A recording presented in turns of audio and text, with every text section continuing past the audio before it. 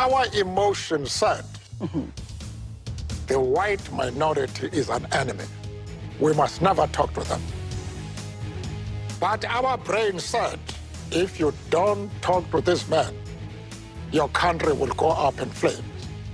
And for many years to come, this country will be engulfed in rivers of blood.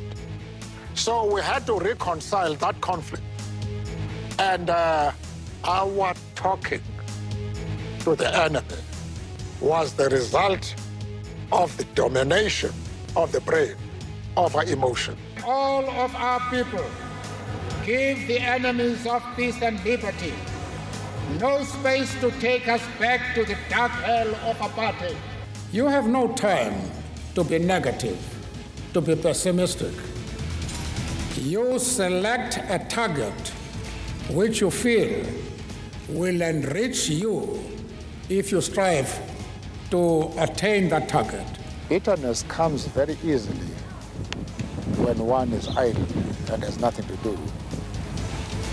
If you are busy with something positive, constructive, and rewarding, you are likely to forget experiences which have been counterproductive. बिस्मिल्लाहिर्रहमानिर्रहीम, अस्सलाम वालेकुम। जनूबी Africa के जहानी leader Nelson Mandela ने कहा था कि जिस दिन मैं जेल से रिहा हो गया तो मेरा जिस्म तो रिहा हो गया लेकिन मेरी रूह कैद हो गई। अपनी ज़िम्मेदारियों की वजह से मैं रूह की कैद का कई गुना ज़्यादा बोझ महसूस कर रहा था। नेल्सन मंडेला का असल कारनामा ये नहीं था कि उन्होंने लंबे अरसे तक कैद काटी, बल्कि उनका असल कारनामा ये था कि उन्होंने इंतकाम के जज्बे पर काबू पा लिया और किसी से इंतकाम नहीं लिया। ये काम मुश्किल तरीन काम था और इसे सर करने के लिए उन्हें गुप्तार और किरदार दोनों की अनोखी मिसालें कायम करनी पड़ी। कहा जाता है कि नेल्सन मंडेला जब वो सदर थे, एक रोज़ जेल के सामने से गुज़र रहे थे। करीब पहुँचे तो उन्होंने ड्राइवर को गाड़ी रोकने का कहा।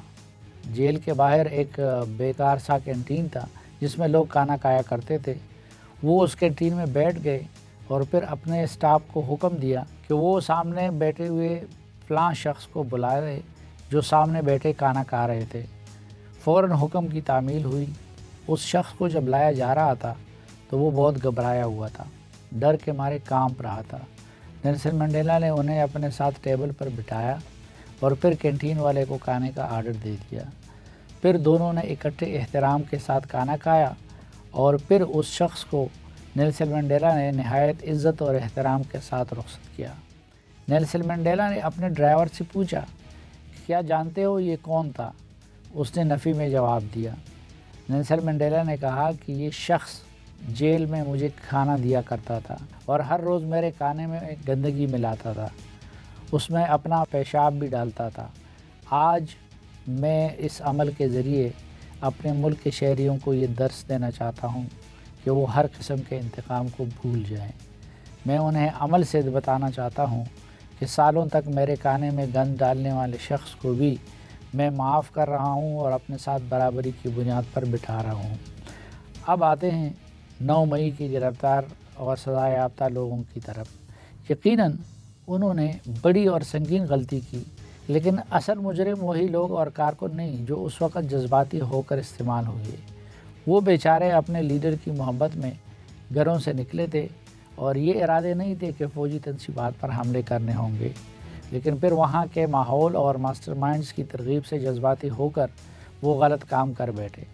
अब होना तो ये चाहिए कि नेल्सन मंडेला की तकरीर करते हुए सब PTI वालों को 9 मई के सिलसिले में माफ़ी दी जाए, लेकिन कम से कम उन लोगों को माफ़ करना चाहिए जिनकी राह में कोई कानूनी रुकावट नहीं है। इस हवाले से army chief general Asim Munir से मेरी हमदर्दाना अपील है कि वो मिलिट्री अदालतों से सज़ा पाने वाले सब लोगों को माफ़ कर दें। इससे उनका कद बहुत बड़ा हो जाएगा। जिन लोगों के केसेस सिविल अदालतों में चल रहे हैं, वहाँ अदालतों से गुजारिश है कि वो मज़ीद ताख़ीर ना करें और जितना जल्द मुमकिन हो तो 9 मई के मुलज़िमों के केसेस का फ़ैसला कर लें। यकीनन 9 मई के मास्टरमाइंड अब मालूम हो चुके होंगे, वो चंद एक होंगे और उनके साथ कानून के मुताबिक मामला किया जाए। लेकिन जो लोग गैर इरादी तौर पर उस रोज़ फंस गए या जिनको सिर्फ पार्टी वाबस्तगी की बुनियाद पर गिरफ़्तार किया गया है, ان کو رہا کیا جانا چاہیے